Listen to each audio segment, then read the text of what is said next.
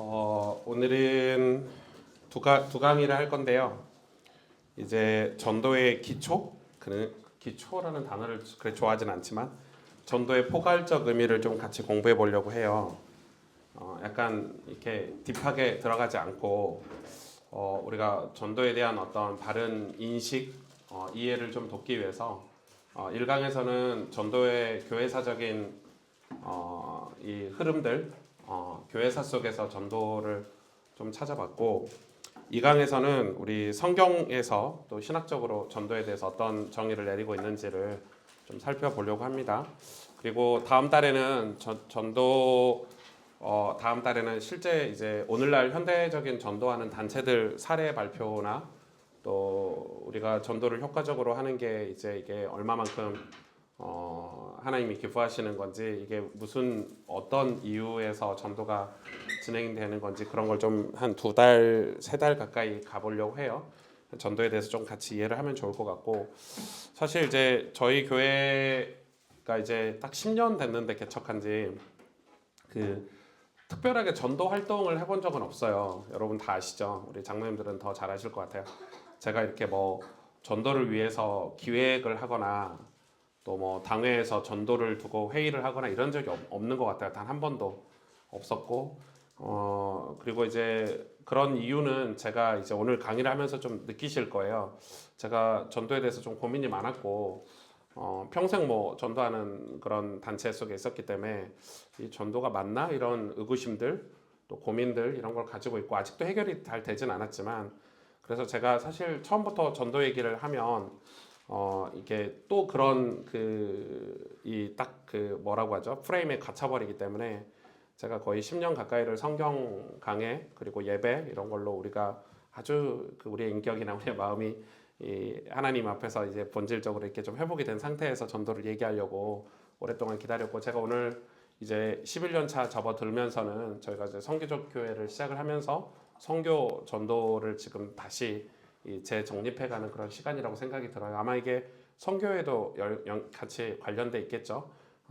그래 선교라는 단어를 대입해서 들어보셔도 좋을 것 같고 그래서 저희가 전도를 해야 되잖아요. 하나님의 예수님의 지상 명령이고 또 하나님이 우리에게 원하시는 게 이 하나님 나라 확장과 영원 구원인데 그런 의미에서 우리가 어떻게 하면 우리 교회가 다시 하나님 기뻐하시는 전도를 할 수 있을까 이런 고민들 같이 가지고 아마 영상으로 보시는 분들도 같이 좀 고민해 보셨으면 좋겠고 그리고 제가 이렇게 바쁜 토요일날 강의를 하는 이유는 주일날 하면 많이 오시죠. 아무래도 점심때 많이 참석들도 하실 수 있고 뭐 한 40명, 50명씩 그렇게 오시기도 하고 그러는데 제가 그렇게 하다 보니까 너무 그 강의에 대한 가치가 좀 떨어지고 또 점심때 하려다 보니까 제가 강의를 짧게 해야 된다는 압박감이 있었고 또 원하는 사람이 오지 않았기 때문에 제가 그 강의에 대한 어떤 가치가 좀 많이 떨어진다 이런 생각이 좀 들어서 이게 토요일날 강의를 하는 걸로 이해를 해주시면 좋을 것 같아요.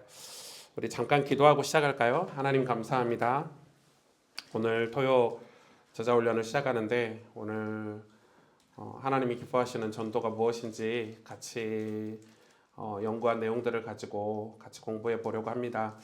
뭐 특별한 내용 아닐 수도 있고 뭐 대단한 강의가 아닐 수도 있지만 하나님 우리 가스펠 교회 우리 성도님들 또 우리들이 평생 살아가는 그런 목적이 하나님께 영광을 올려드리는 것이고 또 하나님 기뻐하시는 이 복음 사역을 감당하는 것인데 오늘 강의를 통해서 우리들이 조금이라도 하나님을 기쁘게 드리고 영화롭게 드리는 그런 마음들이 회복되어지고 또 복음 전하는 일에 우리 교회가 온전히 쓰임받을 수 있는 교회로 세워질 수 있도록 하나님 축복해 주시기를 원합니다. 이 짧은 시간이지만 이 오전 시간에 피곤치 않게 하시고 말씀을 듣는 또 영상을 통해서 말씀을 듣는 모든 성도들에게 예수님의 그 마음이 하나님 아버지의 그 마음이 우리에게 전달되어지는 시간이 될 수 있도록 은혜를 베풀어 주시기를 원하며 예수님의 이름으로 기도하였습니다. 아멘. 네, 첫 번째는 1강이죠. 제가 칠판을 좀 쓰겠습니다. 교회사 속에서 전도의 주요 사례들을 좀 보려고 해요. 제가 조금 여러분에게는 그 함축적으로 정리만 좀 해놨는데 교회사는 우리가 이제 학자들이 좀 나눠놓긴 했는데 이걸 딱 이렇게 나눠야 되는지 여러 가지 나누는 방법도 많아요. 이제 이 교회 사학자들은 이 교회사를 나누는 분리하는 그 기준들도 다 다르잖아요. 뭐 우리가 흔히 말하는 초대교회, 뭐 중세교회, 종교개혁 시대, 근대 시대 뭐 이렇게 나누기는 그게 이제 기본적인 나눔이고 또 그걸 반대해 가지고 왜 그렇게 나누냐 이렇게 하는 사람들도 있고 뭐 다양합니다. 그러나 제가 보편적으로 교회사에서 나누는 그런 시대 구분법을 따라서 오늘 조금 정리를 했고요. 뭐 성도님들은 이제 그거 가지고 따지시는 분들 없으니까 예, 학자들 사이에서는 이슈가 많습니다. 여러분 많고 뭐 예를 들어서 이런 거죠. 뭐 진화론 것도 뭐 창조론, 진화론 그 사이에 유신 진화론 이런 거 있어가지고 엄청 요즘 활발하거든요. 그런 쪽의 연구가. 그래서 지구가 젊은 지구론이다. 오래된 지구론이다. 이런 연구가 많습니다. 연구가 많긴 한데 이제 우리가 좀 정리할 거는 우리가 사실 성경은 과학책도 아니고 성경은 역사책이 아니거든요. 역사가 들어가 있고 과학이 들어가 있지만 이건 역사책이 아니에요. 성경은 말 그대로 하나님이 우리를 구원하시기 위한 예수 그리스도를 소개하기 위한 책이지. 그래서 예수 그리스도 자체를 관점으로 그러니까 구속사를 관점으로 성경을 읽어야 되지. 자꾸 과학 중심으로 뭐 아니면은 무슨 정치 중심으로 읽으면은 이거는 좋은 책은 아닐 수 있죠. 왜냐하면 정치적으로는 그렇게 훌륭한 책은 아닐 수 있고, 왜냐하면 하나님 이스라엘 백성에 대한 편애가 완전히 많이 담긴 책이니까 이걸 이해할 수 없고. 그래서 여러분 우리가 이 세상 학문과 성경을 이렇게 완전히 매칭시키려고 하시면 쉽지는 않을 거예요. 여기에서 나온 이 하나님의 역사심들, 하나님의 그런 일하심들을 그 하나님의 섭리와 경륜이라고 표현하는데 우리가 어떻게 이 세상 학문으로 그거를 이해하고 습득하고 볼 수 있겠습니까? 그러니까 그렇다고 성경을 완전히 독립해서 보라 이 말은 아니지만 그래도 이 성경이 기록된 목적에 우리가 좀 충실해야 될 필요가 있다. 저는 그렇게 생각을 하고요. 그렇게 안 하면은 너무 우리가 이 시대에 성경이 갇혀버리고 또 그 시대가 표현한 방식으로 성경을 읽고 나면은 그럼 다음 세대에 우리가 성경을 전할 방법이 없어요. 말해줄 건덕지가 없는 거예요. 왜냐하면 예를 들어서 뭐 세계 1차 대전, 2차 대전 이때 성경을 붙잡은 사람들은 그 세계 1차 대전, 2차 대전 전쟁을 일으켰던 전쟁 광들이죠. 거의 미치광이 뭐 히틀러 같은 사람들을 반대하기 위해서 성경을 사용했단 말이에요. 근데 그게 이제 메인이 돼버리면 전쟁이 끝나고 나서 성경은 무의미해져 버리는 거예요. 여러분 이게 이해되십니까? 그게 실제로 있습니다. 독일에 그런 교단이 있어요. 그런 교단이 있고 그 교단이 계속해서 그렇게 가다 결국 이단까지 가죠. 왜냐하면 그 전쟁 때는 그 교단이 맞았어. 전쟁 때는 그 전쟁을 반대해야 되니까 그렇게 막 그 성경을 가지고 자기들끼리 경건주의 운동을 했는데 전쟁이 끝나고 나서 공격할 사람이 없는 거야. 전쟁이 끝났잖아요. 그러니까 이제 자기들의 이론이 안 먹히니까 계속해서 뭔가를 공격할 대상을 찾고 이렇게 되는 거예요. 그러니까 이제 그게 그 시대 상황을 우리가 무시하자는 건 아니지만 성경을 보는 어떤 관점이나 그 시각들이 조금 좀 객관적일 필요가 있다라고 저는 좀 개인적으로 생각을 합니다. 그래서 이 시대의 상황을 무시해서는 안 돼요. 우리가 이 시대를 위해서 기도하고 또 이 시대의 어떤 상황들을 우리가 고려해서 복음도 전하고 교회도 세워야 되지만은 또 성경이 이야기하고 있는 구원에 관한 얘기는 우린 독립적으로 좀 들을 수 있어야 된다라고 생각을 합니다. 제가 왜 이야기를 하냐면 이 교회사 속 내용이 그런 내용이기 때문이에요. 교회사적으로 전도에 대한 여러 사례들은 제가 서론에 적어놨죠. 우리가 현재 전도의 방법과 효과를 이해하는데 중요한 가르침을 줄 수 있고요. 교회 역사 속에서 전도는 시대마다 다르게 나타났었고 밑줄 그으셔야 되겠죠. 근데 정확히 말하면 전도 방법이라고 얘기할 수 있는데 어찌됐든 전도는 시대마다 다르게 나타났고 그 당시에 문화적, 정치적 배경에 따라서 다양한 방법들이 사용이 됐어요. 그러니까 다 맞다 틀리다가 없는 거예요. 하나님 다 사용하셨으니까 도구들을. 아래에서 교회사 속에서 전도가 어떻게 이루어졌고 어떤 방식이 가장 효과적이었는지를 역사적으로 전도를 조금 정리를 해보려고 합니다. 자, 여러분 그럼 저를 한번 봐보시면 제가 주제를 한번 던져볼게요. 우리 전사님들도 계시는데 한번 같이 고민해 봐주세요. 구약 신약 이 성경에 우리는 전도를 주로 신약에서 찾잖아요. 신약 성경의 저자들이 물론 성령이 저자셨지만 성령을 통해서 뭐 바울이든지 베드로든지 디모데든지 이런 저자들이 요한이든지 마가든지 마태든지 저자들이 이 신약 성경을 기록한 목적이 뭘까요? 신학을 우리가 흔히 말하는 뭐 교회론, 뭐 기독론 이런 신학이라는 학문을 설득력 있게 설명하려고 성경을 기록했을까요? 그런 적 없죠. 그 사람들이 그런 의도로 나중에 내가 유명한 뭐 조직신학 책을 만들어야 되겠다 이렇게 해서 기록하지 않았을 거고, 실제 하나님의 백성들이 신자들이 세상에서 하나님 뜻대로 잘 살기 위해서, 그게 여러분 복음이죠. 그게 복음이잖아요. 그러니까 신학은 삶을 위한 과정이지 목적은 실제 삶이에요. 그러니까 삶을 위한 성경이 아니면 의미가 없는 거예요.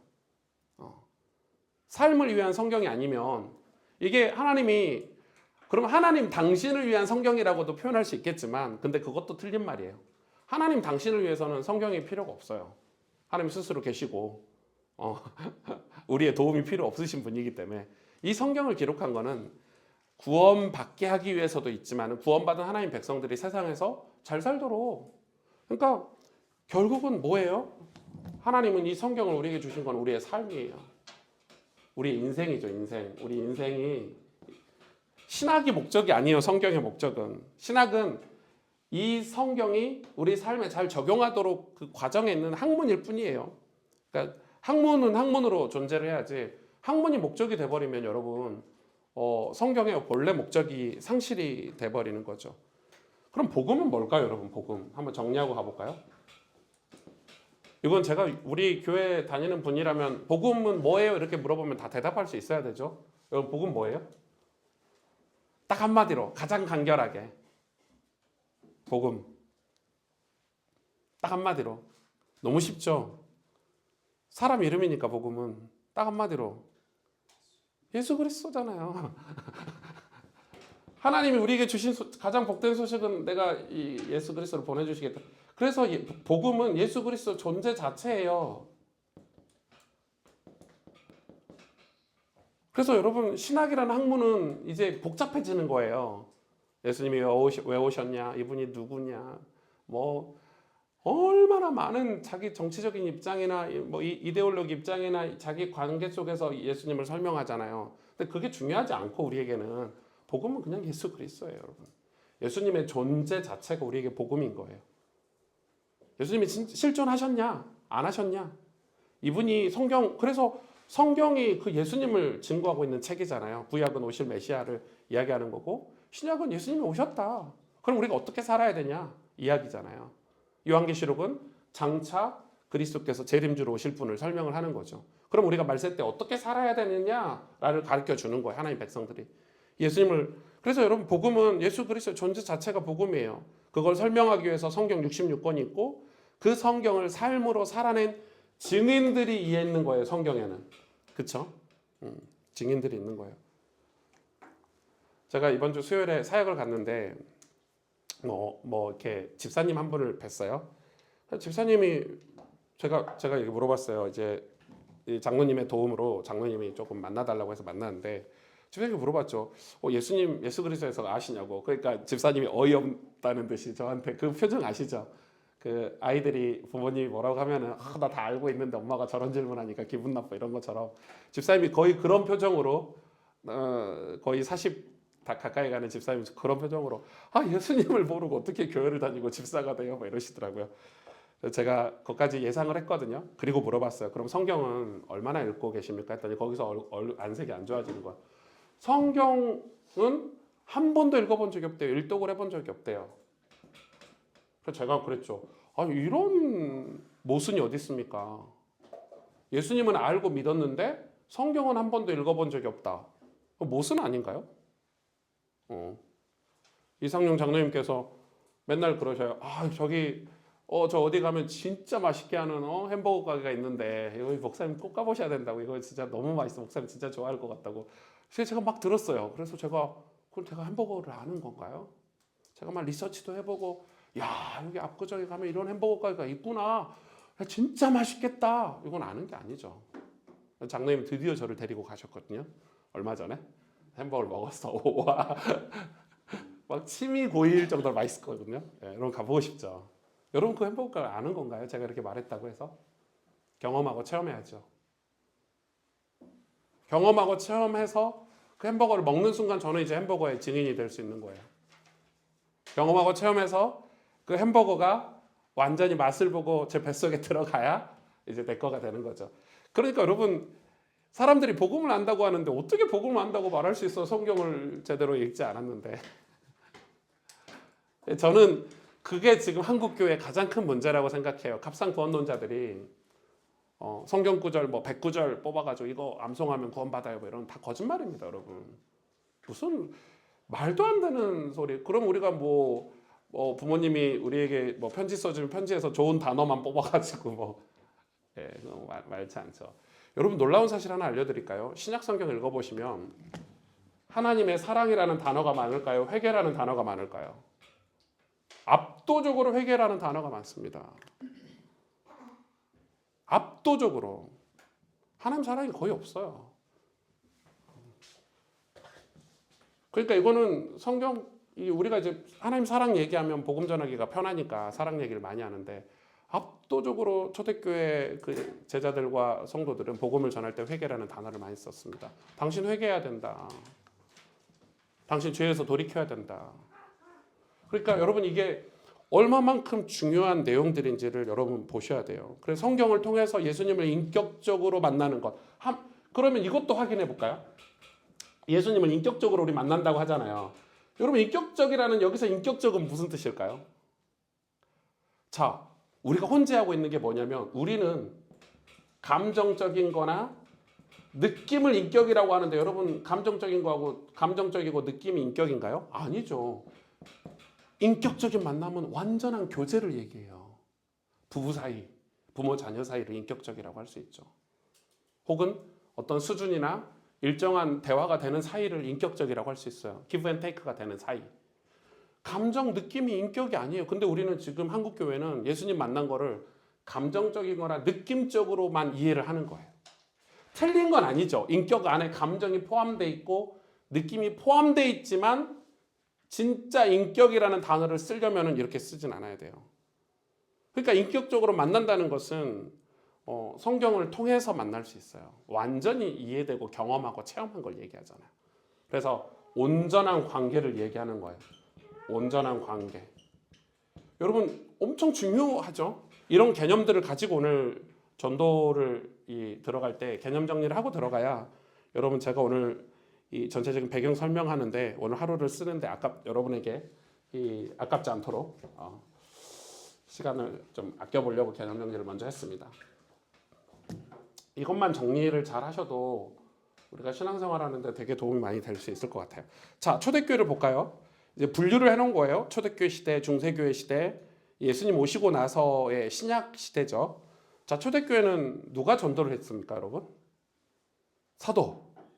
사도가 전도를 제일 먼저 했죠. 사도라는 그 주체를 여러분 확인을 하고 가셔야 돼요. 배경은 어떤 배경이 있죠?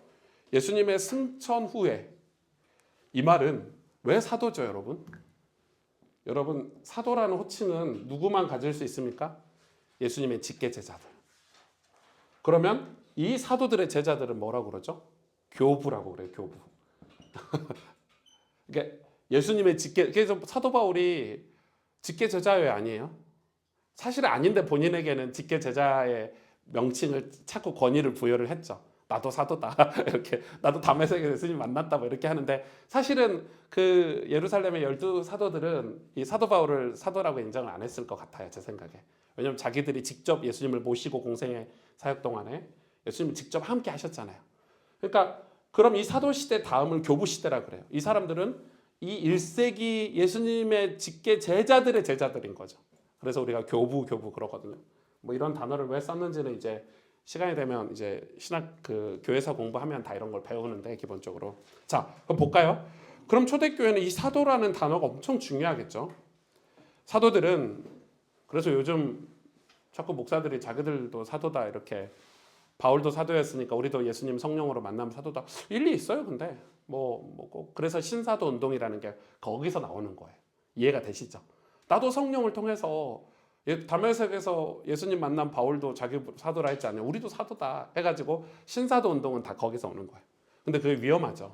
왜? 자기들이 직통 계시를 받았다고 얘기를 하니까 나는 하나님이 나를 사도로 인정했어 이렇게 하면서 하니까 약간 좀 오류가 있을 수 있겠죠. 거기에는 문제가 있을 수 있겠죠. 그래서 사도라는 단어는 저는 좀 제한적이라고 봐요. 끝났다. 이 시대에 끝났다.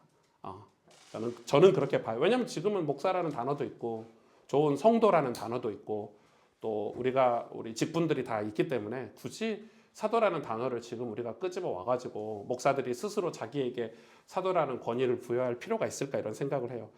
단어가 중요한 게 아니라 어떻게 사느냐가 중요한데 자꾸 우리는 어제 금요예배 설교처럼 왕관에 관심이 많아가지고 내용이 훨씬 중요해요. 예, 저 어제 금요예배 때 너무 은혜를 받아가지고 여러분 왕관에 우리는 너무 관심 많아요. 왕관이 중요한 게 아니고 그의 삶이 왕관을 쓸만한 삶이 중요한 거죠. 그러니까 지금 이것도 똑같은 내용이에요.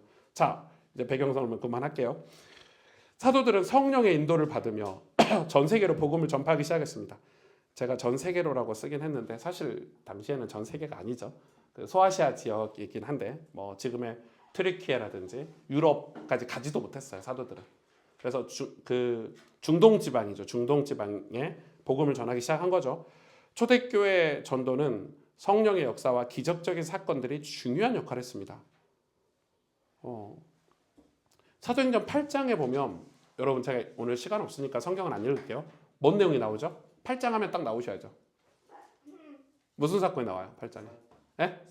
네, 스테반이 나오고 그 다음에 제가 오늘 하려고 하는 건 8장 26절인데 26절 뒤로 스테반 사건 뒤에 바로 나와요.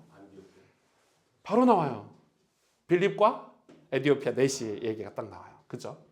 근데 진짜 특이한 거예요. 여러분 그 시작할 때 몇 절이냐면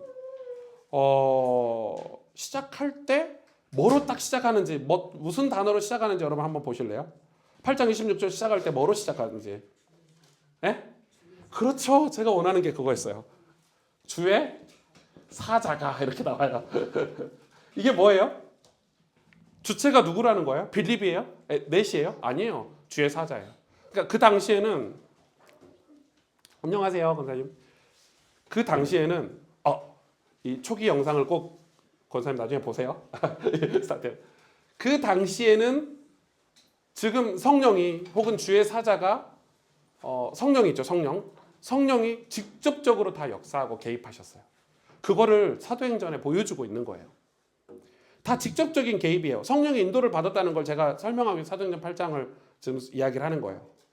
그러니까 지금 성령이 빌립을 데리고 에디오피아 내시를 만나러 가게 하신 거예요. 우리 요즘 그렇습니까? 저는 이때가 훨씬 전도하기 편했다고 생각해요. 주의 사자가 밤에 나타나가지고 내일 어디에 가라 이러는데 얼마나 편해. 진짜 너무너무 편하겠죠. 근데 지금은 지난 밤에 아무리 기도해도 누구를 만나러 가라고 얘기를 안 해주세요.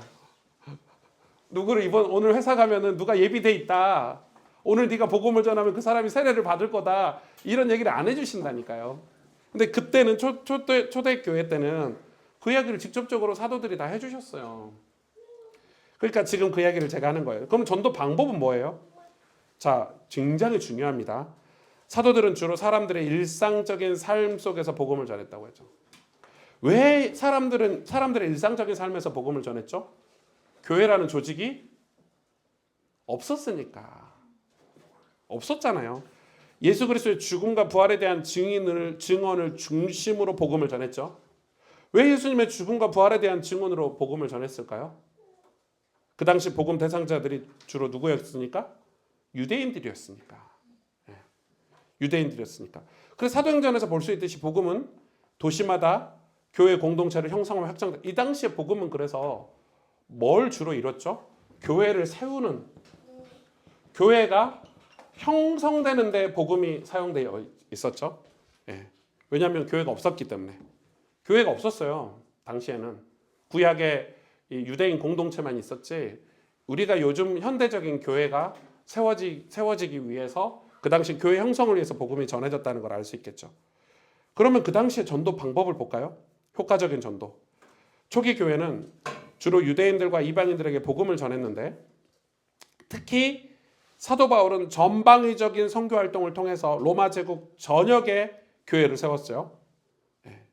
그의 전도 방법은 공공 장소에서 강연을 하는 것이었으며 예배와 기도 그리고 기적들을 통해 복음을 확산시켰다 이렇게 기록되어 있죠. 사도 바울은 주로 어디서 복음을 전했죠? 공공 장소, 회당이나 우리가 늘 회당 하는데 회당에서만 전한 게 아니에요. 사람들이 유대인들이 모여 있는 곳, 이방인들이 모여 있는 곳에서 그러니까 바울은 1대1로 복음을 전하기보다는 1대 다수를 선택해서 복음을 많이 전했다는 거예요. 굉장히 똑똑한 사람이죠. 그리고 1대 다수에게 복음을 전하고 관심 있는 사람들을 따로 모아서 교회를 형성을 시킨 거예요. 그게 이제 바울의 방식이었죠. 자, 특징은 뭐죠? 특징을 좀 정리를 해볼 수 있겠죠? 기적. 초대교회 때는 복음 전할 때 기적이 많이 일어났었어요. 그리고 성령의 역사가 동반된 전도. 그때 당시는 성령의 역사가 필수였죠. 그리고 복음의 직접적인 선포. 예수가 그리스도다. 그래서 여러분 사도행전에는 이런 단어가 많아요. 예수가 그리스도라 선포했대요. 왜 예수가 그리스도라고 계속 얘기를 하고 있었냐면 주로 복음 대상자들이 유대인들이었으니까. 여러분 지금은 여러분 예수님이 그리스도입니다 이렇게 전도하면은 사람들이 알아들어요? 못 알아들어요? 못 알아들었죠. 예수가 누군지 그리스도가 뭔 뜻인지도 모르는데. 근데 그 당시에 유대인들은 그리스도를 다 아는 사람들이에요. 그리스도를 늘 기다리는 사람들이니까 메시아를. 그러니까 그 당신들이 기다리던 이 메시아가 그리스도가 예수님이다. 당신들이 십자가에 못 박혀 죽인 예수님이다. 그러니까 엄청 핍박을 한 거예요. 내가 죽인 예수를 그리스도라고 자꾸 전도하니까. 그게 초대교회 전도의 어떤 특징이었죠. 그래서 핍박도 많았죠. 자, 중세교회로 가볼까요? 중세교회는 수도원 전도와 선교였어요.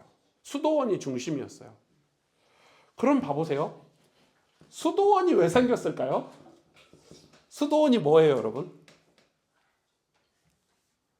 말 그대로 돛 닦는 곳이잖아요. 예. 신부와 수녀들 혹은 믿음이 좋은 사람, 믿음의 사람들이 나는 평생 하나님을 위해서 내 인생을 다 드리겠다 뭐 이래가지고 기도하러 가는 곳이잖아요. 요즘 기도원하고 좀 달라요. 수도원은 여기서 공동체 생활을 했어요. 뭐 유명한 수도원들이 많죠. 뭐 프란체스카 수도원이라든지 뭐 거지. 나는 아무것도 가지지 않고 옷 예수님이 명령한 것처럼 옷 한 벌 외에는 아무것도 가지지 않고 나는 거지처럼 순례하면서 전도할 거다 이래가지고 그런 수도원들도 있었고, 그러니까 지금으로 말하면 약간 교단 같은 거였어요. 그때 당시에 다양한 수도원들이 있어서 수도원마다 하는 사역들이 다 달랐어요. 그런데 특징적으로는 뭐죠? 수도원은 자기가 하나님과 더 깊은 관계를 맺기 위해서 들어가는 어떤 특별한 공동체였어요. 근데 함부로 받아주지도 않았어요. 근데 이 수도원이 왜 생겼을까요? 사람들이 믿음이 더 깊어지기 위해서요? 아니죠. 역사적인 배경이 있죠. 왜 생겼죠? 더 이상 전도를 하지 않을 정도로 국교가 돼서 로마에. 기독교가 로마의 국교가 된 거예요. 국교가 됐다는 게 뭔지 아세요? 태어나면 의무적으로 세례를 받고 모든 국민이 다 의무적으로 교회를 가고, 그러니까 국교, 우리나라가, 여러분 저는 우리나라 기독교가 국교인가요? 아니죠. 자꾸 그 보수 우파 쪽에서는 우리나라 기독교가 마치 우리나라 국교처럼 얘기하시는데, 우리나라는 헌법적으로 기독교가 국가가 아니고 종교의 자유가 보장되는 나라일 뿐이에요. 종교의 자유가 보장되는 나라지 기독교가 이 국가의 국교가 아니에요. 그래서 대통령이 꼭 기독교인일 필요가 없어요. 이제 물론 우리의 소망이 좋은 믿음 좋은 사람이 대통령이 되면 좋겠지만 그건 우리 기독교인들의 바람이고, 그거를 이 일반화의 오류를 자꾸 범하니까 기독교가 문제가 좀 많다고 저는 생각해요. 제가 정치적인 발언 아닙니다. 근데 여러분 합리적으로 지성인답게 우리는 국가를 바라보고 또 교회를 생각을 해야 돼요. 전도를 해야 되니까, 복음을 전해야 되니까. 자꾸 그 정치 이데올로기의 성경과 우리 신앙을 집어 넣어버리면 답 없습니다, 여러분. 못 빠져나오니까. 반대쪽도 마찬가지예요. 반대쪽도 똑같습니다. 그러니까 제가 자꾸 이런 정신을 차리고 이렇게 공부를 하는 이유는 우리 성도님들이 이데올로기에 빠지면 안 되잖아요. 신앙생활을 하셔야 되는데, 나라를 사랑해야 되는데, 국민으로서의 삶을 살아가야 되는데 자꾸 이데올로기에 빠지면 안 되니까 똑같아요. 이런 현상이 발생하는 거는 이제 더 이상 전도할 때 전도가 필요가 없는 시대가 와버린 거예요. 왜? 다 믿어. 그러면 이때 선교가 발전하겠어요? 안 발전하겠어요? 발전하는 거예요. 그래서 중세 때 선교가 생긴 거예요. 선교라는 단어가, 미션이라는 단어가 생긴 거예요. 왜? 다른 대륙. 대륙이 발견되기 전에는 전도할 필요가 없었어요. 왜? 우리 대륙만 있다고 믿었으니까 이 사람들이 유럽만 있다고 생각했다니까요. 근데 이제 콜럼버스를 통해서 미국 대륙도 발견하고 남미도 있다는 걸 알게 되고 아프리카도 있다고 알게 되고, 그럼 이 사람들은 갑자기 우리가 저 사람들을 전도해야 돼. 우리처럼 예수님 믿게 만들어야 돼 해가지고 이제 전도가 선교라는 게 시작이 된 거예요. 근데 이때 선교가 좋은 선교도 있었지만 잘못된 선교 방식도 있었죠. 왜? 강대국이고 유럽은 나머지 모든 나라는 다 약소국이었어요. 그러니까 어떤 이 강압적인 선교도 이때 다 있었어요. 대표적인 게, 저는 물론 십자군 전쟁은 모슬렘과의 전쟁이지만은 제가 자꾸 십자군 얘기를 하니까 그런 게 너무 많았어요. 여러분, 그래서 그 당시 유럽이 복음을 전해서 그 미국 대륙이 기독교 국가가 됐다고 생각하시죠? 저는 아니라고 생각해요. 기독교 국가는 나중에 신앙이 신실한 사람들이 건너가서 헌신적인 삶을 살아서 미국이 기독교 국가가 된 거지, 유럽이 이 뭐 군대를 동원하고 뭐 가서 예수님 안 믿으면 다 죽겠다 이렇게 해서 복음이 전해진 게 아니에요. 그러니까 그런 것들도 우리가 좀 잘 봐야 돼요. 자, 볼까요? 배경을 볼까요? 중세 시대에는 교회가 정치적, 사회적 영향력을 많이 행사했으며, 왜냐하면 국교니까, 나라의 그 종교가 기독교니까 기독교의 대장은, 교황은 어땠을까요? 절대적이었겠죠. 그 이해를 하시겠죠. 그래서 여러분, 중세 때는 황제하고 교황하고 둘이 싸우는 전쟁이 진짜 많았죠.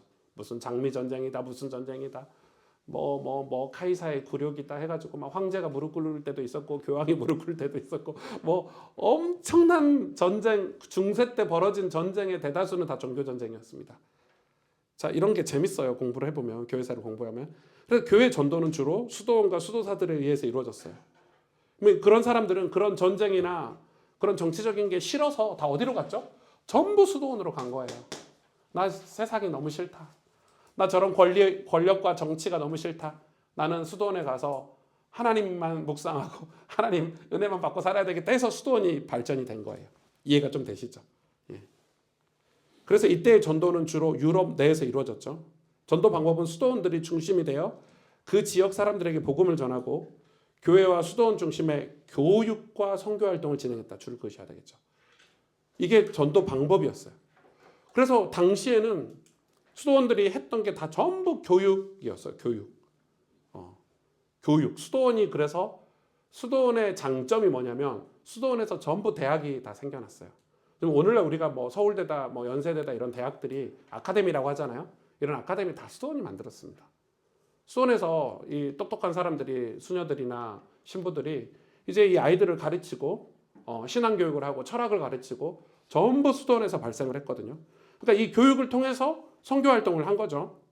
특히 수도사들이 지역사회를 위한 자선활동과 이 자선활동, 여러분 대표적으로 자선활동 했던 수도원들이 많죠. 뭐 프란체스카 수도원 같은 데도 그랬고, 가난하고 그 소외된 자들을 위해서 봉사하고 헌신했던, 그러니까 즉 이 초대교회에서 전도했던 거하고 완전히 달라지죠. 초대교회는 막 성령의 인도 받아서 기적, 왜 기적이 필요하죠? 죽으니까 목숨 걸고 전도했으니까 기적이 필요한데, 이때는 목숨 걸고 전도하는 시대가 아니에요. 그러니까 완전히 전도 방식이 달라지죠. 교육, 뭐 자선활동, 이런 시대가 되는 거예요. 여러분 이해가 좀 되세요? 네. 눈이 열리시면 좋겠어요. 그럼 효과적인 전도원은 뭐였냐? 그 당시에 중세교회는 지역사회에 적극적으로 개입하여 구호활동과 교육을 통해 복음을 전했죠. 또한 수도원은 그 당시 교육과 문화를 전파하는 중요한 역할을 이 수도원이 했다는 거예요. 그래서 중세교회 공부에서 수도원들 공부를 빼먹으면요, 안고 없는 찐빵입니다.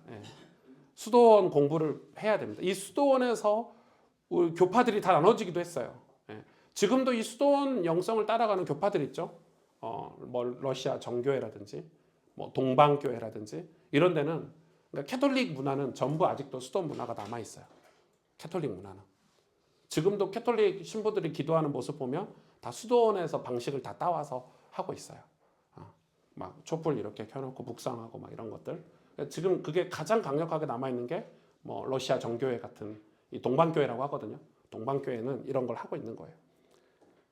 네, 이거를 한 학기를 배워야 되는 건데 원래 수도. 네, 지금 한 30초 만에 넘어가고 있는 것 같아요. 네, 한 학기를. 궁금하시면 여기 강화도에 가면 강화도가 이제 감리교하고 성공회가 뿌리를 내린 복음이 처음 들어온 곳이어서 인천은 감리교가 다 장악하고 있죠. 왜냐 선교사가 다 그쪽에 분할 정책을 폈을 때 감리교가 거기에 뿌리를 내렸는데 근데 성공회도 그쪽에 뿌리를 내렸어요. 우리나라는 왜 지역마다 그 교파가 다르냐면은 선교사님들이 오셔서 서로 같이 연합해서 우리 지역 분할 정책을 폈거든요.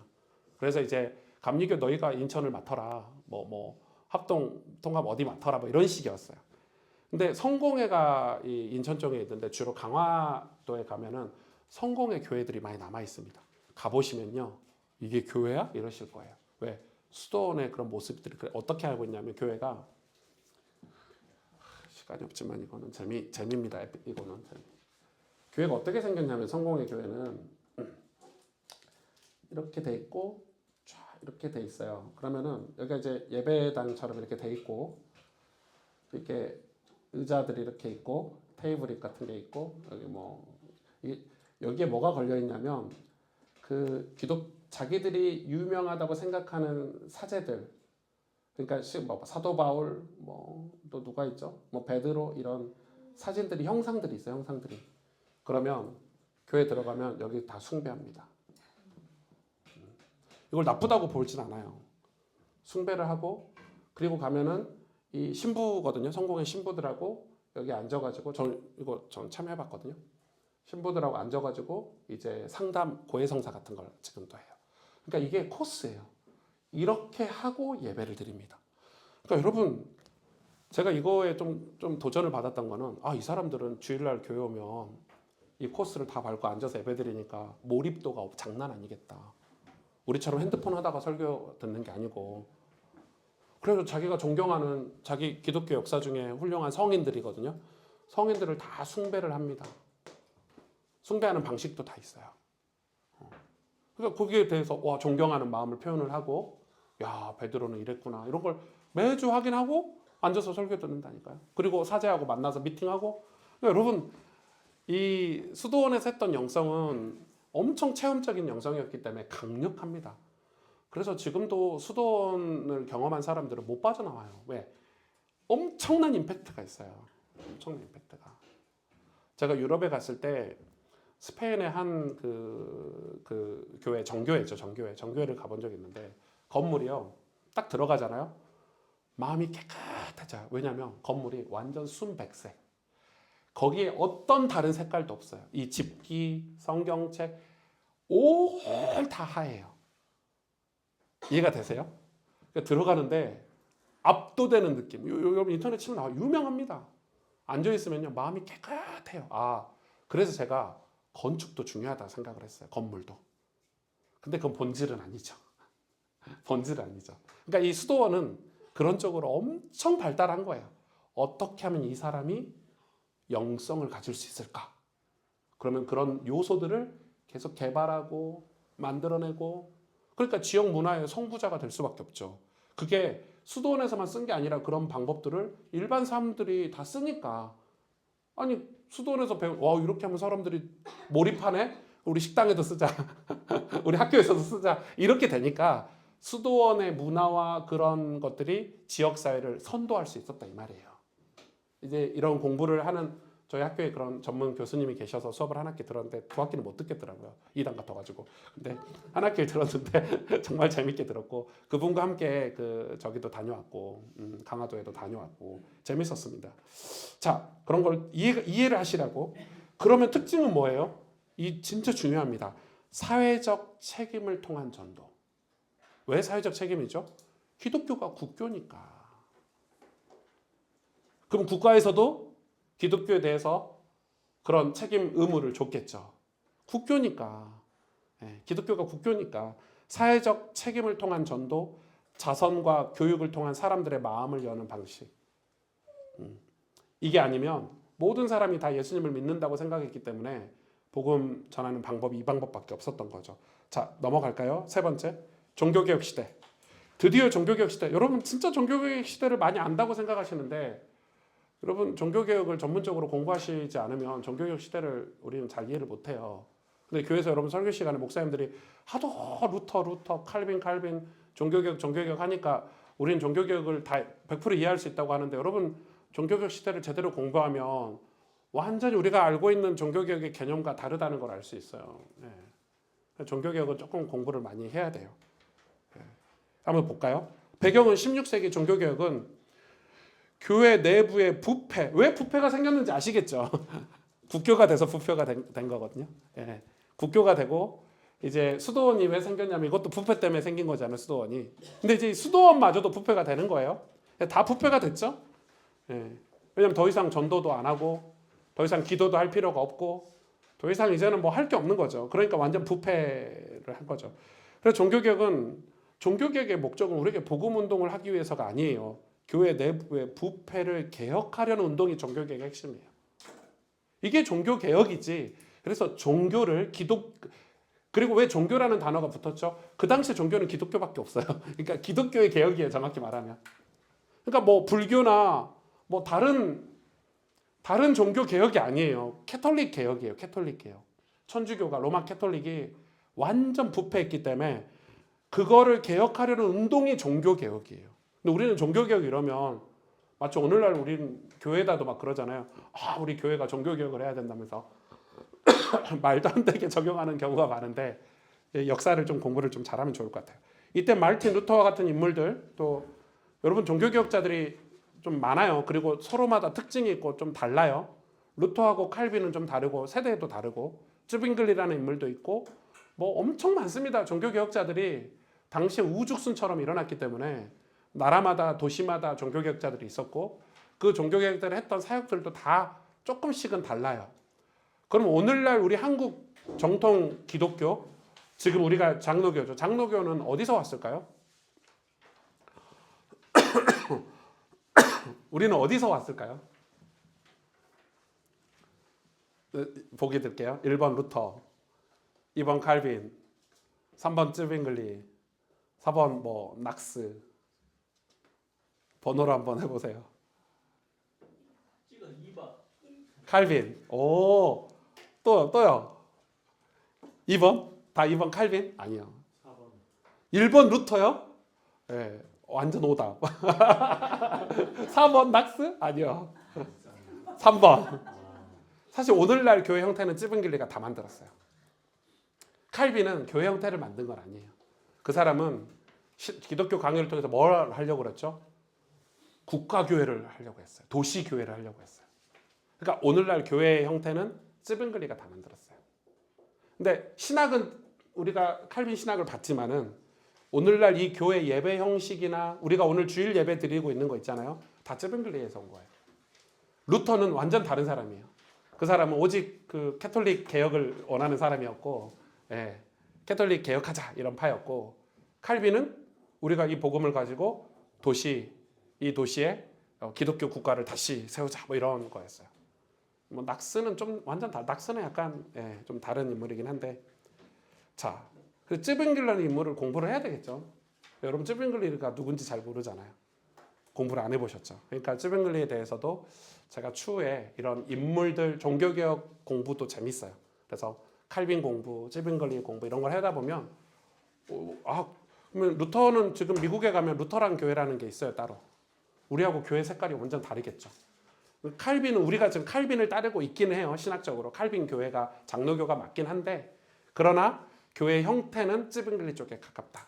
이렇게 보시면 돼요. 칼빈과 쯔빙글리가 섞여 있다. 이렇게 보시면 될 것 같죠. 이런 얘기들이 여러분 좀 도움이 되기를 바라고요. 그러면 이때 이런 인물들이 복음을 재발견했다 이렇게 됐겠죠. 왜 재발견이 됐을까요? 초대교회 복음이 중세 시대 때 다 사라졌다 이렇게 보면 되겠죠. 중세는 뭐만 남았어요? 형태만, 형식만. 캐톨릭은 형식을 강조했으니까, 수도원은 형식을 강조했으니까. 그래서 형식이 아닌 원초적인 복음을 재발견을 하려던 사람들이 종교개혁 때 일어났었죠. 그래서 사람들에게 직접적인 성경 읽기와 설교를 강조했어요. 왜 성경 읽기와 설교를 강조했을까요? 여러분 이때부터 설교 사역이 발전을 했거든요. 자, 좀 볼까요? 전도 방법. 루터는 종교개혁의 중요한 요소로 오직 믿음, 오직 성경을 강조했는데 성경을 독일어로 번역하여 일반 성도들도 성경을 읽을 수 있도록 했습니다. 놀랍죠?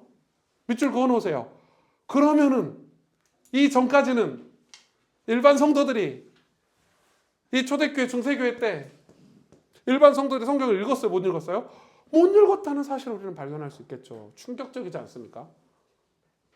별로 충격을 안 받으시는데? 우와, 저는 엄청 충격인데. 왜 중세교회 성도들이 사제나 교부나 뭐 교황이나 앞에 가서 쩔쩔 맸는지 여러분 이해되시죠? 이 당신의 구원이 내 손에 있어 이거잖아요. 너의 구원이 내 손에 있다니까 이렇게. 너 이거 못 읽어. 하나님 너한테는 오픈 안 해주셨어. 그리고 저도 못 읽어요. 성경 기록된 번역이 안 돼 있기 때문에 이 사람들의 언어로. 그래서 그 당시에 그 반대로 말하면 사제가 되기 쉬웠겠어요? 어려웠겠어요? 어려웠죠. 언어를 다 공부를 했어야 되니까. 그래서 그 당시에 사제들이 수사학이라든지 언어라든지 최고의 권위를 가지고 있었어요. 그러니까 대학 교수도 할 수 있는 거예요. 철학을 공부하고. 그러니까 수도사들을 인정을 해야 돼요. 그러나 이 종교개혁을 한 이유는 이 복음이 당신들 거냐. 당신들 앞에 가서 무릎 꿇어야 되냐. 당신들 앞에 고해성사를 해야 되냐. 돈을 바쳐야 되냐. 변질되고 타락돼 버리니까 문제가 된 거예요. 그래서 종교개혁은 그걸 뒤집는 운동이었죠. 타락한 로마 캐톨릭을 뒤집는 운동이었어요. 그래서 뭘 강조했다고요? 오직 믿음, 오직 성경을 강조할 수밖에 없죠. 성경을 번역까지 했으니까 성경을 읽어라. 그리고 성경을 바르게 설교해 줄 수 있는 목회자를 찾아라 이거예요. 좋은 목회자. 싸움이 있었겠어요? 없었겠어요? 있었겠죠. 그래서 당시에 쯔빙글리에 관한 자료를 보니까 쯔빙글리가 뭐 몇백 편의 설교를 남겨놨잖아요. 제가 설교 현실에 이상기 교수님 댁에 가면 그게 다 있어요. 그래서 쯔빙글리 설교를 제가 원고를 봤잖아요. 와, 이런 설교를 했구나. 쯔빙글리 이런 말씀을 전했구나. 이렇게 이제 느낌이 하고 오죠. 그런 것들이 이제 중요했어요. 그래서 그 당시에는 교회의 권위 대신 성경의 권위를 강조했던 거예요. 교회의 권위 대신 성경의 권위를 강조했던 거예요. 제가 약간 이 영향을 받은 것 같죠? 제가 옳다고는 할 수 없죠. 제가 종교개혁 시대에 머물러 있을 수도 있으니까. 효과적인 전도. 루터의 성경 번역과 설교는 당시의 사람들에게 큰 영향을 미쳤죠. 난리도 아니었습니다. 생각해 보십시오. 그 당시의 성도들이 성경 번역해서 주고 그걸 직접적인 설교해 보니까 우와 이러는 거죠. 다들 난리가 난 거예요. 그래서 도시마다 나라마다 막 스위스로부터 해서 뭐 프랑스로부터 해서 독일로부터 해서 종교개혁들이 불같이 일어난 거예요. 불같이. 특히 종교개혁자들은 개인 구원과 믿음을 강조했어요. 그때 생긴 게 뭐예요? 개인 구원이에요. 오늘 우리가 개인 구원 얘기하잖아요. 이때 다 생겨난 거죠. 믿음을 강조해서 개인의 믿음. 네 개인의 믿음으로 천국 갈 수 있다. 왜냐하면 그 중세 그 시대에는 로마 캐톨릭 시대에는 개인의 구원으로는 천국 못 가요. 교회 지도를 받았어야 돼요. 캐톨릭 교회 지도를 받아야 천국 갔는데 이때는 아니다. 네가 진짜 성경을 읽고 예수님을 인격적으로 만나면 구원받을 수 있다라는 얘기가 이때 처음 나온 거예요. 그래서 사람들에게 직접적으로 성경을 읽고 믿음의 중요성을 깨닫게 한 게 종교개혁 시대의 전도였어요. 그럼 이 사람들이 전도한 사람들은 대상은 누구죠? 여러분 누구예요? 다 캐톨릭 신자들이었죠. 그럼 이거를 우리가 지금 불신자들에게 전도하는 게 맞아요? 개인 구원이? 너 지금 성경 읽고 예수님 영접하면 구원받는다는 게 맞아요? 틀린 거예요. 맞는 면도 있지만 교회를 이해를 빼먹었잖아요. 그래서 불신자들은 교회가 있어야 돼요. 교회 성경에서 말하는 교회론이 들어가야 되는데 이 당시에는 그게 빠져도 돼. 왜냐하면 전도 대상자들이 로마 캐톨릭 신자들이라니까요. 이해가 되시죠? 여러분 이거 완전 중요한 내용이에요. 예.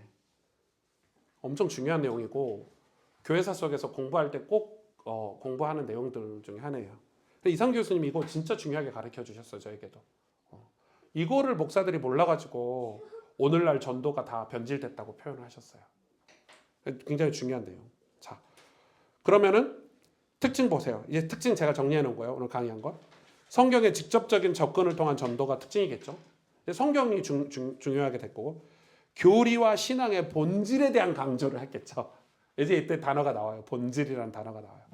본질을 중요하게 여겼을 수밖에 없겠죠. 왜? 로마 캐톨릭이 본질을 다 훼손했다고 생각을 하니까. 자, 근대로 와볼까요?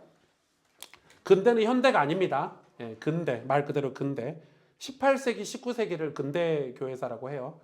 18세기, 19세기의 선교사들의 전도. 왜 제가 특징을 넣어놨죠? 주제로. 이때는 누가 전도했어요? 선교사들이 전도한 거예요. 그래서 선교사들이 핵심 인물들이에요. 이때는. 자, 배경을 봅시다.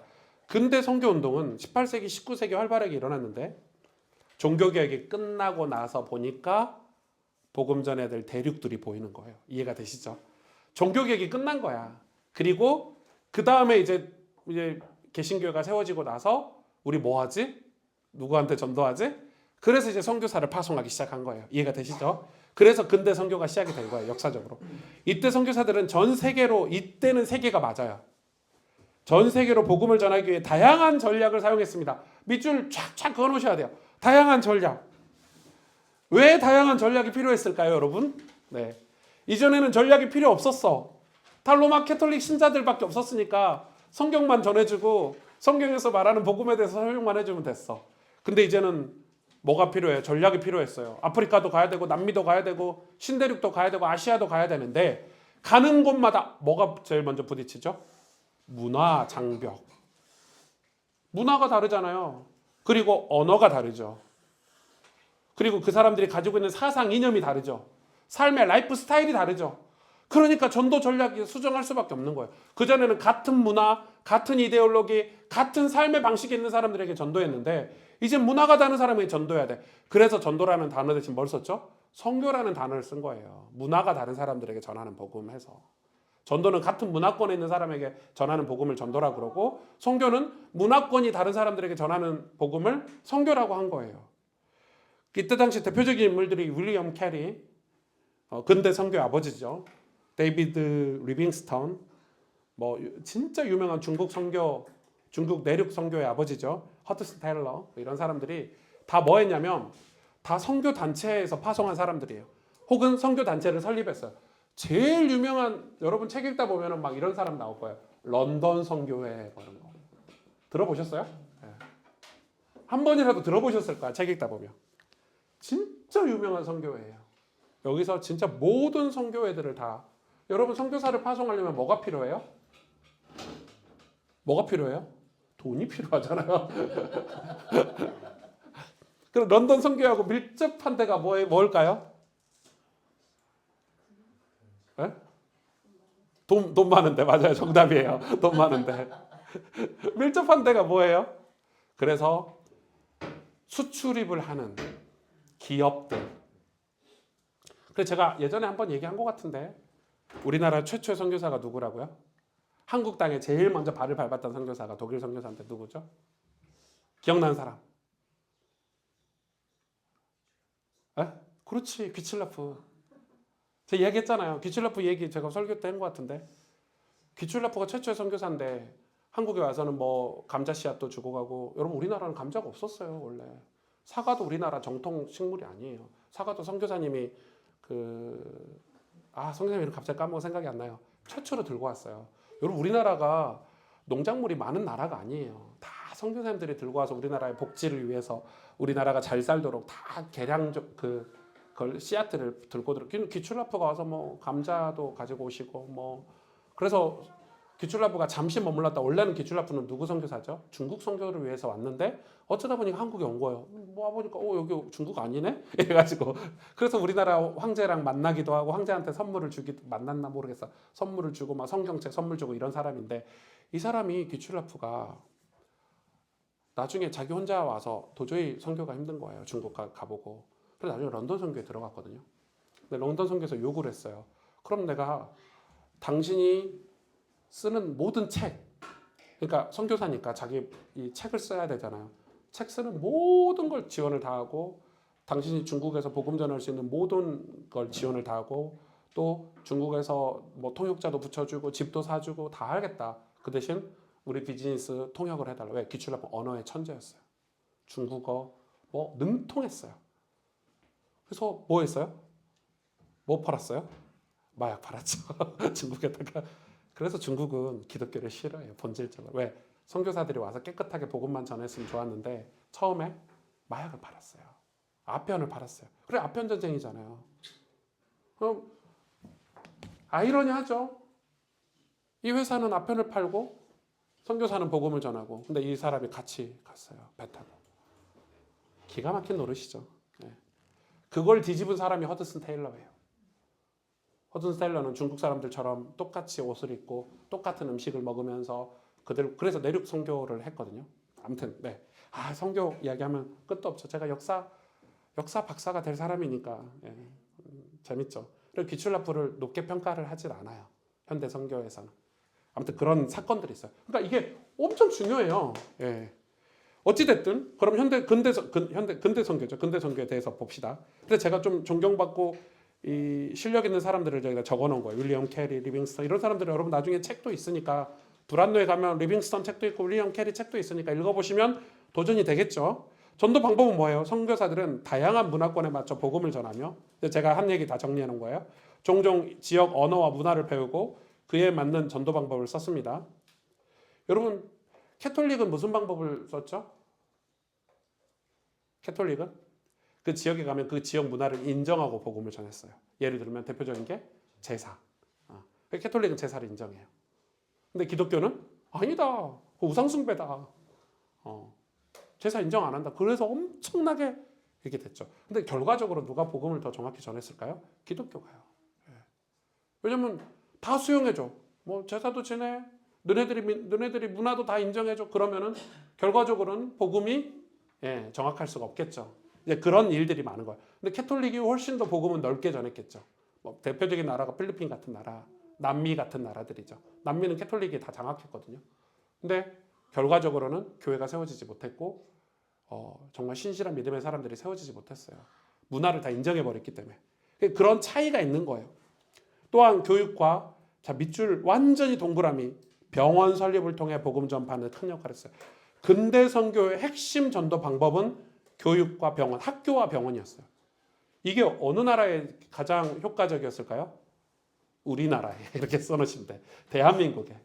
대한민국의 기독교가 이렇게 지금 이미지가 좀 안 좋지만 기독교가 핵심적인 우리나라의 역할을 했던 거는 우리나라에 와서 선교사들이 아편을 팔지 않고 희한하게 우리나라에 아편을 안 팔았어요. 희한하죠. 하나님 은혜 아닙니까? 하나님 우리나라를 보호하사라고 저는 생각합니다.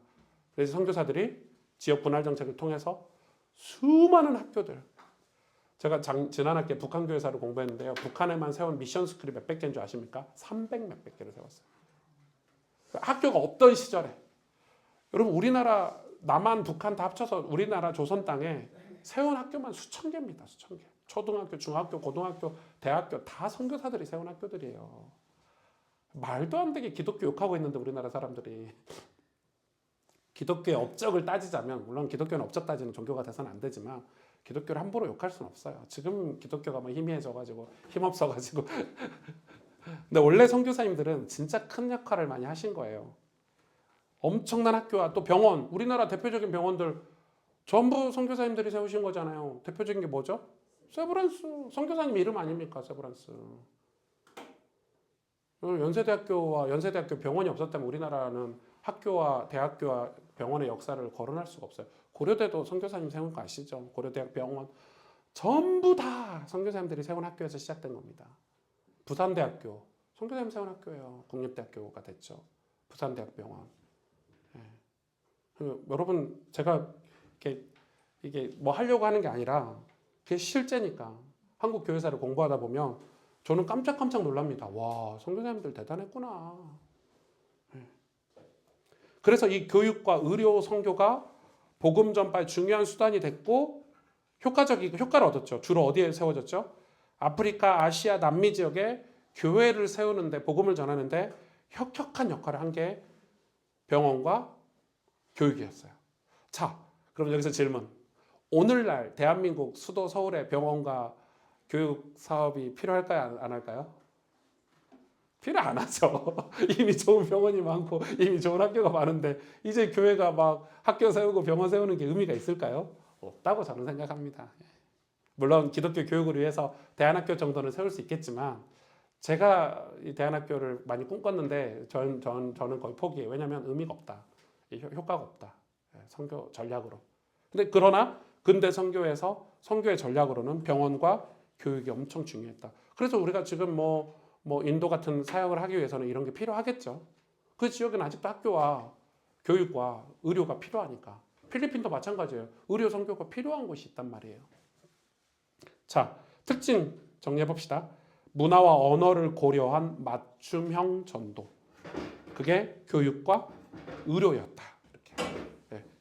그래서 그 당시 선교사님들과 평신도 선교사들, 교육이나 의료 선교사님들과의 연합이 굉장히 중요했다. 서로. 자, 넘어가겠습니다. 이제 현대로 드디어 넘어옵니다. 오늘날이죠, 오늘날. 20세기. 20세기 후반부터는 제가 옆에 써놨죠, 특징을. 한번 읽어볼까요? 시작. 미디어와 디지털 전도의 시대. 이거를 제일 먼저 사용했던 사람이 누구죠, 미국에서? 누구죠? 크리스탈 교회 담임 목사님이셨던, 미국의 수정교회 담임 목사님이셨던 로버트 슐러. 방송 설교를 처음 시작하신 분이잖아요. 미국 사람들이 레크레이션이나 스포츠가 발달하고 또 어제 주일날 교회 주일 성수가 무너질 때 방송 설교를 하신 분. 그러니까 폭발적이었습니다. 교회 안 가도 되네? 놀러 가도 예배 드릴 수 있네? 여러분 지금이야. 뭐 이제 핸드폰 하나로 다 예배 드리고 뭐 어딜 가나. 저 이번 주에 사역을 4군데를 했는데 4군데 다 성경책 들고 온 분이 한 분도 안 계시더라고요. 성경책을 안 들고 다녀요. 다 핸드폰 다 꺼내놓고 다. 내가 핸드폰 하는데 유튜브로 하는지 딴짓 하는지 뭐 하는지 어떻게 알아? 그래서 제가 얘기했어요. 다음부터 저랑 성경 공부하시거나 저랑 사역하시면 성경책 꼭 들고 오세요. 당신들 못 믿겠습니다. 농담처럼 얘기를 했어요. 농담처럼. 근데 핸드폰이 그만큼 편리하죠. 편리하죠. 그런 거예요. 근데 그게 없던 시절의 방송 설교는, TV 설교는 폭발적이에요. 생각해 보십시오. 교회를 가야 설교를 듣고 설교를 왜 메모했을까요? 없어요, 미디어가. 지금 설교, 지금 그 순간에 듣지 않으면 못 들어요. 그러니까 교회를 악착같이 가서 악착같이 듣고 기억하고 써야 됐어요. 그리고 그 당시에 유명했던 게 뭐죠? 묵상 같은 거였어요. 왜? 기억하기 위해서. 근데 지금은 필요가 없어요. 왜? 우리 주일 설교 일주일 내내 들을 수 있잖아요. 유튜브에 올려놓으니까 제가. 그래서 조회수가 300, 400 이렇게 된단 말이에요. 계속 듣는 거예요. 까먹으려고 하면 듣고, 까먹으려고 하면 듣고. 그러니까 미디어가 없던 시절에는 예배가 꽉꽉 찼죠. 주일날 예배가. 놀러 가도 예배 드리고 갔고. 왜? 그 주일 설교를 안 들으면 못 들으니까. 근데 지금은 그런 의미가 없는 거죠. 그래서 제 친구 오재경 목사는 유튜브에 영상을 안 올리더라고요. 생방송만 올려요. 왜냐하면 생방송은 직장인들이 교회를 못 왔을 때 그 순간에 예배를 같이 드려야 되니까 생방송만 진행하고 딱 예배 끝나면 다 삭제. 교회 와라 이 말이죠. 그리고 실시간으로 예배 드려라 이 말이죠. 제가 오재경 목사하고 그런 토론을 많이 했는데 저는 계속 올리기로 했습니다. 예. 개척교회니까. 거기는 큰 교회니까 뭐 안 오면 말든지 뭐 이런. 저는 안 오면 안 되기 때문에. 저는 예. 저희 교회와 그 교회를 같이 논하면 안 되니까. 예. 그 교회는 뭐 2,000명, 3,000명 연간 헌금이 30억, 50억 이렇게 나오는 교회고 저희하고는 좀 다르죠. 아무튼 이해가 되시죠? 확 와닿죠? 예. 당시에 이런 게 없던 시절에서 TV 설교. 와, 폭발적이었죠. 폭발적이었죠. 교회 가면 필요하잖아요. 밥도 해야 되지. 청소도 해야 되지. 사람들과 관계도 맺어야 되지. 근데 방송 설교? 우와, 너무 좋은 거죠. 말씀만 들으면 돼. 나 혼자 집에서 예배 드릴 수 있어. 이게 현대 선교 운동의 특징이었어요. 미디어와 디지털 전도 시대. 자, 볼까요? 공부를 한번 해봅시다. 20세기 후반부터 시작된 현대 선교는 미디어와 기술 발전을 적극적으로 활약한 전도입니다. 라디오, 텔레비전, 인터넷 등 복음이 전 세계로 전파됐습니다. 이거의 특징은 뭐죠? 이제 지역교회가 아닌 거죠. 유명한 목사님들은 전 세계로 설교가 번역하고 확장이 됐죠. 우리나라에 대표적으로 이 사역을 제일 잘하는 목사님 누구셨죠? 어느 교회? 대표적으로 하영조 목사님. 하영조 목사님 설교 밑에 보셨어요? 1부 때 밑에는 자막 영어, 2부 때 밑에는 중국어, 3부 때 밑에는 일본어, 4부 때 밑에는 아랍어. 아랍어 자막단 최초의 교회가 바로 하영조 목사님이었어요. 아랍 자막 탈 때는 아랍 얘기를 많이 하셨어. 설교할 때 특징적으로. 그러니까 설교가 다 포인트가 달랐어요. 똑같은 설교문이었지만. 저는 대단하다고 생각합니다. 두란노 사역한 거 보십시오. 손해보더라도요. 우리한테는 책을 비싸게 팔지만 뭐 하셨죠? 두란노에서? 책을 아랍어로 번역해서 거의 무상으로 제공을 다 했어요. 제가 정말 훌륭한 문서 사역을 했습니다. 여러분, 저 교회가 지금은 뭐 이제 하영조 목사님 안 계시니까 좀 색깔이 이제 다른 대형 교회들이 다 하니까 그렇지만 독보적이었습니다. 우리나라에서는. 문서 사역, 미디어 사역 독보적인 교회였어요. 하영조 목사님은 깨어있는 분이에요. 누가 아랍어 자막을 돈 주고 직원 써가지고. 그러니까 장로님들이 엄청 반대했대요. 왜 반대했을까요? 직원을 써야 되잖아요. 아랍어 자막을 달려면 아랍어 전문 통역자를 교회가 써야 되는데 장로님들이 우리 교회 성도 중에 아랍어 듣는 성도가 누가 있냐. 하영조 목사님이 장로님들하고 2달인가 이야기를 안 했대요. 삐지신 거지. 알력 다툼 하신 거지. 그리고 기도하셨대요. 2달. 장로님들이 성교의 눈을 뜨게 해주십시오. 이래가지고 장로님들은 계산하는 거예요. 아니 우리가 아랍어 지금 우리 교회도 어려운데 목사님들 사례비도 제대로 못 주는데 막 이런 거. 장로님이 그 유명하잖아요. 스테반 선교사 장로님들 인사도 안 받았대 주일날. 그럴 때는 목사의 권위가 좀 필요하다고 생각해요. 잘하신 거죠. 결과적으로 아랍권에 교회가 세워졌으니까 그 아랍 번역 설교 때문에. 그러니까 그런 미디어를 활용하던 시대가 현대교회 시대다. 전도 방법. 현대교회는 소셜미디어, 유튜브, 팟캐스트. 우리가 하고 있는 거 유튜브 하나밖에 없죠. 그래서 저희 어떤 성도님들은 팟캐스트 해달라고 난리인데 그런 거, 웹사이트, 소셜미디어 이런 것들. 디지털 플랫폼을 통해서 복음을 전파하고 있죠. 이러한 디지털 전도는 전 세계 어디에서나 접할 수 있기 때문에 효과적인 방법으로 자리를 잡았어요. 부정적인 것도 많습니다. 제가 근데 오늘은 부정적인 얘기를 안 할게요. 효과적인 전도, 전통적인 방식뿐만 아니라 디지털 미디어를 활용한 전도가 매우 효과적이며 이는 특히 무슨 세대? 젊은 세대. 우리 시원 청년, 이제 시원 청년도 젊은 세대는 아니구나. 10대는 아니니까. 10대하고 또 다르거든요. 그렇지만 우리 시원이나 우리 이런 세대들이 예전하고 좀 달라요. 우리 한빈이는요. 죄송합니다만 영화를 싫어해요. 너무 길고. 이제는 숏에 익숙해져 있는 거예요. 짧은 거에. 영화 보여줘도 안 본다 그래요. 짧은 거, 자기가 보고 싶은 거, 핵심적인 내용 간추린 거 이런 거 익숙한 시대가 왔더라고요. 근데 저는 그걸 자꾸 이렇게 둘이 싸우는데 싸움이 안 되는 게 본인이 학교나 학원에서 접하는 게 다 숏이야. 그리고 엄마가 긴 시간을 주지 않아.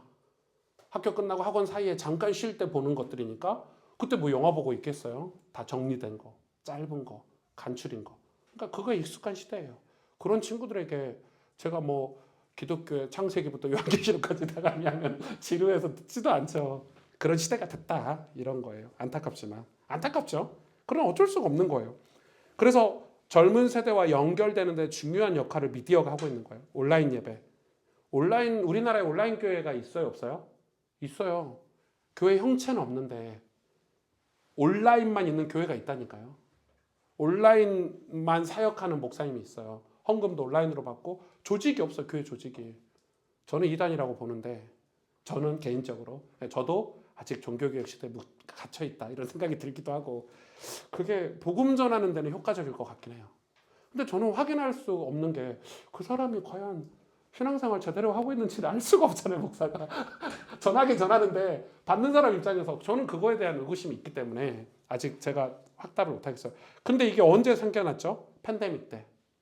코로나 팬데믹 때 우후죽순처럼 생겨났어요. 아, 앞으로 이제 목사들이나 신학자들이 생각을 한 거예요.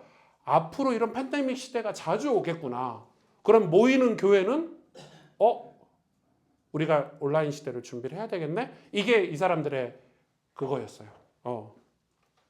그래서 디지털 미디어와 기술을 통한 전도, 글로벌 전도 학생, 박교리, 목사님 성함 생각 안 나요. 여기 이성재 목사님의 선배인데, 제가 이성재 목사님 때문에 그분과 차 한잔 마셨거든요. 유명한 사람을 가까이서 보면 신기하잖아요. 왜 유명하냐? 이분은 쇼츠로 유명해요. 교회가 개척해서 10명, 20명일 때 뭐 했냐면 그 교회 청년들한테 미디어 팀을 만들어 놓은 거예요. 그래서 목사님의 설교를 쇼츠로 계속 내보내요. 근데 이 쇼츠라는 게 여러분 아시죠? 목사님 설교가 40분, 50분 설교가 다 망해도 한 개는 건질 게 있거든. 아세요? 뭔 말인지? 망했다는 표현이 죄송합니다. 50분 내내 은혜를 안 받아도 말 한마디는 딱 끄집어내면 와 이런 게 있단 말이에요. 지금 윤 전사님이 1분 30초짜리 만드는데 좀 부끄러울 때가 많거든요. 그래도 윤 전사님이 핵심 딱 집어내잖아요. 그런 것처럼 근데 이 목사님은 10초, 20초짜리 딱 끄집어내는 거야. 그게 폭발했어요. 조회수가. 몇만, 몇십만. 교회가 갑자기 부흥했대요. 300명이 갑자기 넘어간 2년 만에.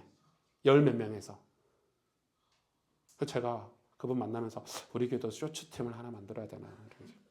목사님이 잘생긴 것도 아니고 젊은 것도 아니고 센스가 있는 것도 아니고 그냥 오직 그거 하나. 제가 나중에 보여드릴까요? 네, 궁금하시죠? 누군지. 유명하세요. 되게 목사님 유명하시고 쇼츠로 넘버 1 1인자. 그거를 얼마나 맛깔나게 제가 보면서 은혜가 돼요. 그 맛깔나게 그 자막과 영상 효과음과 맛깔나게 예수님은 우리의 능력입니다. 뭐 이런 거 있잖아요. 이런 걸 맛깔나게 사람들이 막 뭐 호응을 하는 거예요. 그런 시대가 됐다. 예. 그 글로벌 전대도 할 수 있다. 이렇게 생각하는 거예요. 그래서 여러분 제 친구지만 위례 개척한 이성재 목사님은 교회가 다 미디어 교회 완전히 가보시면 방송 장비가 일반 방송국 같이 해놨어요. 예. 카메라가 몇 대가 있고요. 그리고 그 교회는 교육자보다 미디어 관련 직장인들이 더 많아요. 직원을 그렇게 뽑은 거예요. 이성재 목사가. 그래서 엔지니어들이 교회 3명인가 4명인가 돼요. 이 사람들은 평일날은 자기 일을 하고 주일날은 파트타임으로 와서 교회에서 일을 해요. 그래서 영상이요. 무슨 콘서트 하는 것 같아요. 예배 드리는 게. 근데 교회가 크냐? 대형 교회냐? 아니요. 교회는 우리 교회보다 작아요. 근데 그쪽으로 완전히 특화돼서 가는 거예요. 교회가. 거기다 투자를. 그래서 여러분 교회는 조그만한데 무대는 그걸 뭐라 그러죠? 그 1억 5천만 원인가 들여가지고 스크린 다 만들어 놓고요. 뒤에 다 글씨 뜨고 뭐 사계절 날씨 얼마나 선명한지 보고 있으면 여기가 자연인지. 그래서 예배 때마다 효과를 다 넣을 수 있는 거예요. 홍해 설교하는데 뒤에 홍해 그 성도들이 그 설교 듣는데 뒤에 효과 그것 때문에 제가 지금 장로님들 꼬시는 겁니다. 예, 우리도 그런 거 하면 좋겠다고. 예. 그러니까 완전히 설교가 입체적으로 들리는 거예요. 이해가 되세요? 배경이. 뭐 저푸른 초장이 아니지. 쉴만한 물가로 했을 때 다 뒤에 양들과 차원. 제 이성재 목사님 설교 이렇게 그 실제로 가서 그 이렇게 보니까 야 요즘 세대는 진짜 좋아하겠다. 엔지니어들이 음악 다 만져주고 그러니까 이게 투자할 만하네 이런 생각이 딱 드는 거예요. 그러니까 정통 교회에서 빠르게 미디어 또 디지털 시대로 이렇게 바꾸는 교회들은 지금 굉장히 성장을 하고 있죠. 교회 자체가. 그런 게 현대 교회에 필요한 거예요. 자, 그러면 교회사의 이제 총괄 정리를 해볼게요. 교회사에서 가장 효과적인 전도 방식은 자 처음에는 뭐였어요? 정리를 해봅시다. 초기 교회 전도는 기적과 성령의 역사가 중요한 역할을 했다. 왜 그랬는지 제가 설명 다 했죠. 복음의 직접적인 선포가 큰 효과를 거두었다. 사도 바울이 그렇게 복음을 전하는 데는 이유가 있죠. 오늘날 사도 바울이 와서 복음 전했으면 먹혔을까요? 안 먹혔을까요? 안 먹혔어요. 자꾸 사도 바울 전도 방법을 요즘 우리 교회에 적용을 하는데 요즘 어디 사람들 많이 모여있는 곳에 가서 예수는 그리스도라고 말하면 누가 예수님 믿어요? 이해가 되세요? 부정하는 게 아니에요. 성경을 제가. 이해를 하자는 거예요. 이해를. 그럼 근대 선교에서는 뭐였죠? 문화와 언어에 맞춰서 전도와 교육, 의료, 선교 이게 큰 역할을 했어요. 이거는 오늘날에는 어느 정도는 선교에 적용이 되겠죠. 뭐 고봉익 대표님이 하고 있는 선교가 이 의료 선교, 교육 선교를 하고 계시니까 그런 거예요. 근데 지금 우리 대한민국에서는 이게 먹혀요, 안 먹혀요? 안 먹히죠. 동네마다 보건소, 병원이 널렸는데 교회가 의료 사역을 할 필요가 있습니까? 제가 대학교 때 시골 농어촌 사역할 때 침 이렇게 놔주고 뭐 어른들 뭐 의료 한다고 했는데 요즘은 시골 분들이 더 병원 자주 가고요. 우리보다 더 좋은 시설의 환경에 제공을 다 받죠. 요즘 의료 선교가 이제는 우리나라에는 먹히지 않아요. 이제는 하면 안 돼요. 우리나라에서는 최소한. 그러니까 다르다는 거예요. 그럼 근현대 디지털 선교는 전 세계 어디서나 복음을 전할 수 있는 기회를 제공하고 빠르게 변하는 문화와 시대에 맞춰 미디어 전도가 가장 강력한 도구로 자리 잡고 있는 거죠. 이거 우리 교회 혜택 본 거잖아요. 우리 교회 성도들을 다 어떻게 우리 교회 유입되어 오셨죠? 다 유튜브로 설교 듣고 오셨잖아요. 우리가 전도했습니까? 안 했잖아요. 그러니까 이거를 무시할 수가 없는 거예요. 제가 아무리 설교를 잘해도 듣는 사람이 있어야 오죠. 우리 교회가 아무리 건강하고 좋은 교회도 이 소식을 듣는 사람이 있어야 돼. 이 소식을 누군가는 전해줘야 되는데 요즘 시대는 미디어와 디지털이다라고 얘기를 하는 거예요. 자, 그럼 제가 정리를 했어요. 교회사에서 전도는 시대마다 다르게 나타났지만 문화에 맞는 접근, 관계 중심의 전도, 삶의 변화를 통한 전도가 언제나 효과적이었다는 공통적인 특징이 있죠. 이 모든 것은 다 이 세 가지가 핵심 공통적인 거예요. 문화에 맞게 접근을 하는 거하고 관계 중심으로 전도하는 거하고 삶의 변화. 내가 복음을 전하는 사람이 미디어 전도를 하든 병원 사역을 하든 여러분 무슨 사역을 하든 다 삶의 변화가 없으면 수도 운동을 어떻게 합니까? 내가 하나님 앞에 삶의 변화가 있어야 병원 사역을 하든 의료 선교를 나가든 하죠. 맞잖아요. 그거가 공통적이라는 거예요. 그래서 항상 하나님을 잘 섬기는 때에 하나님과의 관계가 가장 뜨겁고 단단할 때에 전도가 활발하게 일어났다는 증거를 우리가 알 수 있겠죠. 방식은 다르지만. 그래서 우리가 오늘 교회사 속에서 전도 방식에 대해서 잠깐 배웠습니다. 5분만 쉬었다가 두 번째 강의 하겠습니다. 감사합니다.